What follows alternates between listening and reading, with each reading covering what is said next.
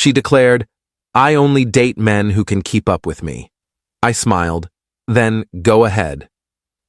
A week later, I stopped paying for her luxury condo, the one she boasted about on Instagram but could never actually afford. Her living my best life post fooled no one. I'm 31, work in finance, and make good money. Not billionaire status, but comfortable enough that I don't check my bank account before buying groceries. I met Vanessa at a mutual friend's rooftop party about 18 months ago. She was magnetic, beautiful, confident, the kind of woman who walks into a room and owns it. We hit it off immediately. She worked in marketing, or so she said, for some boutique agency downtown. Always dressed immaculately, always had plans at the trendiest spots, always posting these aspirational photos that made her life look like a magazine spread. 3 months in, she moved into what she called her dream condo. 23rd floor, floor-to-ceiling windows overlooking the city, marble countertops, the works. I remember the Instagram post, her in a silk robe, coffee in hand, caption reading, "Finally living my best life in my own space." The comments flooded in. "Queen, you deserve it. Goals." I was proud of her. We'd been getting serious, and seeing her achieve what seemed like financial independence was attractive. Here's what I didn't know. The condo wasn't hers. Well, technically the lease was in her name, but she couldn't afford a single month of rent, not one. It started small. About 2 weeks after she moved in, we were having dinner at her place. I'd brought takeout from this expensive Italian spot she loved when she got quiet. "Babe," she said, twirling her wine glass. "I hate asking this, but the agency messed up my commission payout. It won't hit until next month. Could you help me with rent? Just this once?" The amount was $3,200. I didn't love it, but relationships require flexibility, right? I transferred the money that night. Just this once became every month. By month 4, I'd paid her rent 4 times. I started noticing things. She'd go shopping constantly. New handbags, new shoes, expensive dinners with her girlfriends that she'd post about extensively. Meanwhile, I was covering her most basic living expense. When I gently brought it up, she'd get defensive. "Are you seriously keeping score?" she said one night, her voice sharp. "I thought we were partners. I didn't realize you were my accountant." "I'm not keeping score, Van. I'm just saying, maybe cut back on the shopping if money's tight." She stared at me like I'd suggested she stop breathing. "I work hard. I deserve nice things. Not everyone wants to live like a monk saving every penny." That stung, but I dropped it. I didn't want to be that guy, the one who controlled his girlfriend's spending, so I kept paying. Around month 7, things shifted. We were at brunch with her friends. I was picking up the tab, naturally, when one of them, Christina, made a comment. "Van, didn't you say you only date men who can keep up with you? Looks like you found one." Everyone laughed. Vanessa laughed. I smiled, but something felt off about the way she didn't correct the implication. Later that day, I asked her about it. What did Christina mean? About dating guys who can keep up? Vanessa shrugged. "It's just girl talk. Don't be insecure." "I'm not insecure. I'm asking what it meant." She sighed dramatically. "Fine. Before you, I dated guys who were ambitious, who wanted the lifestyle I want. Some of them couldn't handle it. That's all she meant." "Handle what, exactly?" "This conversation is exhausting," she said, grabbing her phone. "I'm not doing this." Month 9, I found the group chat. Her laptop was open on the couch. She'd been showing me a photo, and a message notification popped up. The preview was enough. "He's still paying for everything, LOL." Easiest setup ever. My stomach dropped. I shouldn't have, but I clicked. The group chat was called Gold Digger Academy, with her 3 closest friends. I scrolled up, months of messages, screenshots of our conversations, her laughing about how I believed her commission delay story, how I was safe and boring but useful, how she was secretly seeing someone else, a personal trainer named Derek, but keeping me around because I was the financial anchor. There was a photo she'd sent them, a selfie of us together with the caption, "Paid rent again. Boyfriend of the month." I sat there for probably 10 minutes just reading. My hands were shaking.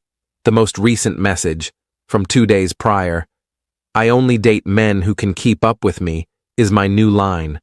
Watch how fast they try to prove themselves.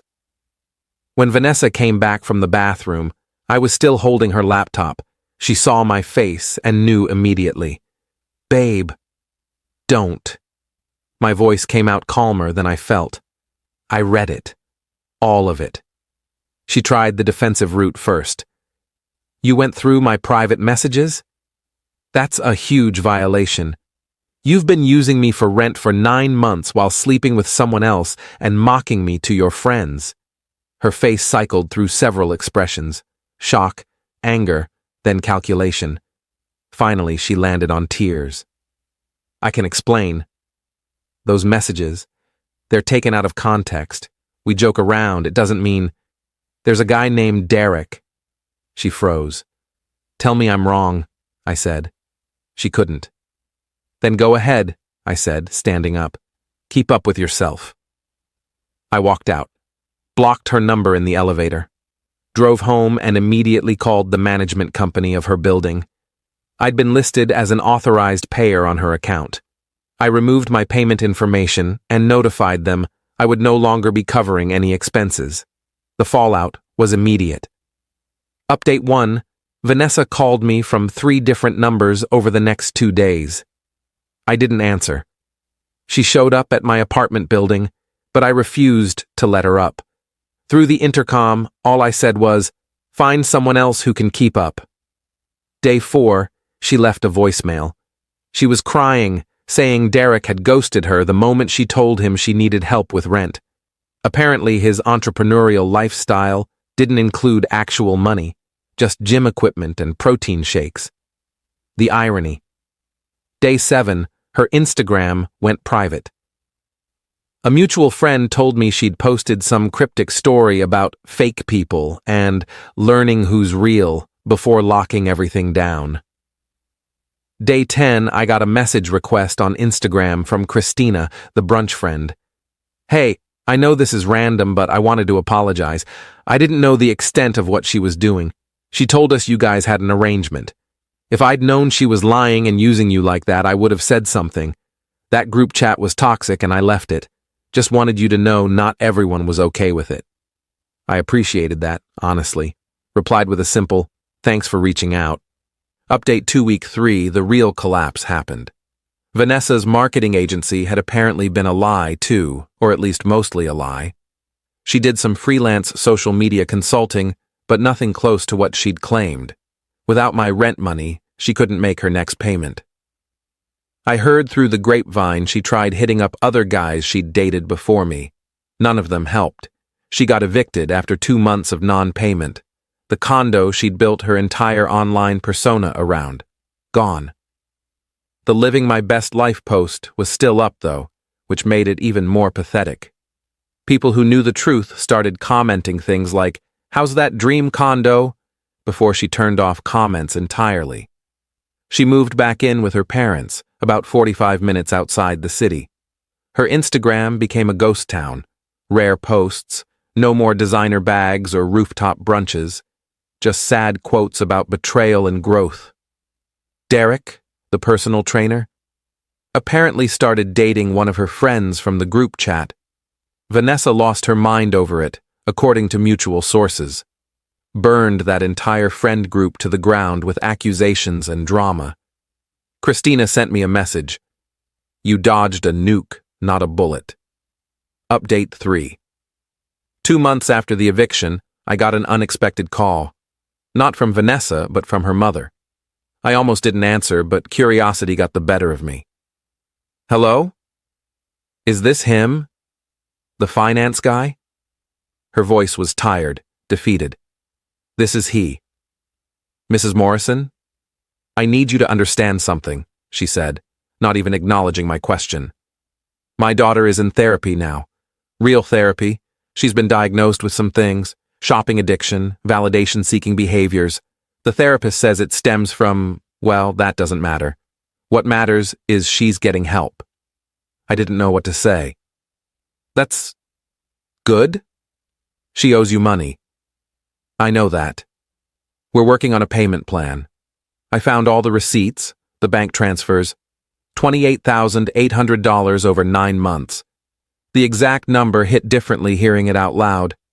I'd known, obviously, but having someone else calculate it made it real. Mrs. Morrison, I don't expect... We're going to pay you back, not all at once, but we will.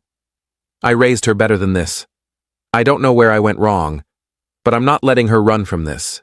You'll get $500 a month until it's settled. That's what we can afford. She hung up before I could respond. 2 days later, I received a Venmo payment for $500 with the memo, Payment 1 of 58, V. Morrison. Update 4 months 5 since the breakup, things got weird.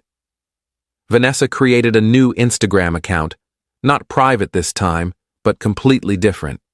No more luxury shots or aspirational captions.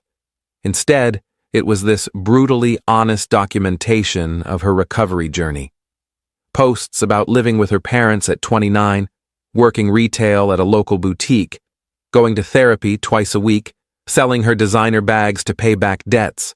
One post in particular went semi-viral in our mutual circles. It was a photo of her old Living My Best Life post, side by side with a current photo of her childhood bedroom. The caption was long. 5 months ago, I was evicted from the condo I couldn't afford, lost the boyfriend I was using, and hit rock bottom. I was living a complete lie, funded by manipulation and someone else's kindness. I hurt people. I used people. I turned relationships into transactions and called it ambition. This is me now, broke, humbled, and actually working on being a real person. To the man I hurt most. I know you'll never read this, but I'm sorry. You deserved honesty. You deserved respect. Instead, I gave you 9 months of lies. I'm paying you back, slowly, and I'll never stop being ashamed of what I did. Christina forwarded it to me with a simple, "Thoughts?" I didn't know what to think. Part of me respected the accountability. Part of me wondered if it was just another performance, a new type of content to post. But the $500 payments kept coming, every month like clockwork. Payment 2, payment 3, payment 4. I ran into her once, actually, at a coffee shop near her parents' place. I was there visiting a client nearby. She was behind the counter, wearing the boutique's uniform, looking exhausted. Our eyes met. She froze, then gave this small, sad nod. I nodded back and left. Final update. It's been 10 months now. Almost a full year since I walked out of that condo. The $500 payments are still coming. Payment 10 arrived last week. Mrs. Morrison has never missed one. Emma and I are doing great. We got engaged last month. Nothing flashy, just a weekend camping trip where I asked and she said yes. We're planning a small wedding next spring. Her parents love me, probably because I'm not bankrolling a fake lifestyle. Her dad made a joke at dinner last week. Finally, a man who lets my daughter pay her own bills. Everyone laughed. It felt good. Vanessa's still posting her recovery content. Her follower count is actually growing. People respond to authenticity, apparently, even when it comes from someone who had none before.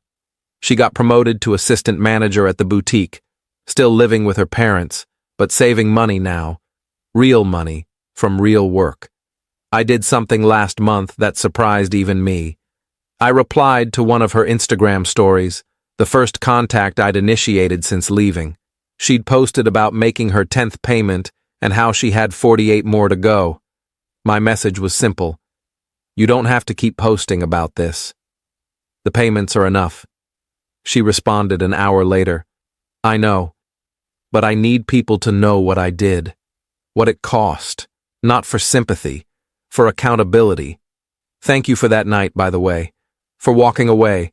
I wouldn't have changed if you'd stayed. I didn't respond to that. There wasn't anything left to say. Derek, from what I hear, got dumped by Vanessa's former friend when she realized he was exactly what he appeared to be. All appearance, no substance. He's apparently trying to become a fitness influencer now. Good luck with that.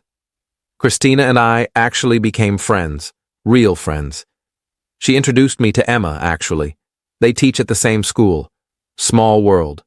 She told me recently that the other girls from the Gold Digger Academy chat have scattered. One moved to another state. The other got married to some guy she met on a dating app and immediately started the same games with him. Some people learn, Christina said. Some people don't. The luxury condo building sent me a promotional email last week, ironically. They're offering deals on units. I deleted it, but not before noticing that the same floor plan Vanessa had is now going for $3,500 a month. Prices went up. She couldn't afford it then, definitely can't afford it now. But here's the thing. I don't think she wants it anymore. Her recent posts are about simple things. Coffee with her mom, finishing a book, hitting a savings goal. Maybe it's performance, maybe it's real growth. Either way, it's not my concern. I'm not angry anymore. I'm not hurt. Mostly, I'm just grateful. Grateful I found out when I did. Grateful for the lesson. Grateful that I found someone who doesn't need me to keep up with her because we're actually walking together at the same pace, building something real. Sometimes people tell you exactly who they are in a single sentence. I only date men who can keep up with me wasn't about ambition or standards. It was about finding someone to fund an illusion. I'm just glad I stopped running. Emma and I signed a lease on a bigger apartment yesterday. We're splitting everything 50-50, she insisted. When we got home, she made a joke. Think this one will make Instagram? Not if we're doing it right, I said. And that's exactly how I want it.